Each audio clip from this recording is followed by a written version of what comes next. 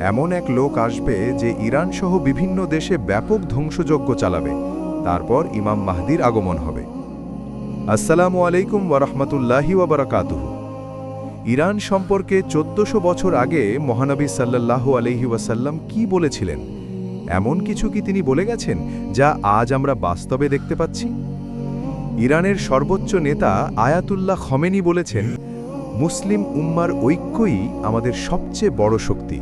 আমরা বিভক্ত হয়ে গেলে শত্রুরা আমাদের দুর্বল করে ফেলবে। শহীদ মোতাহারি রহমতুল্লাহ বলেছেন, ইরানের ইতিহাস ইসলামের ইতিহাস থেকে আলাদা নয়। আমরা মুসলিম, তারপরে আমরা ইরানি, আমাদের পরিচয় ইসলাম। ইমাম খোমেনি বলেছেন, ইসলাম আমাদের শিখিয়েছে আমরা সবাই ভাই ভাই।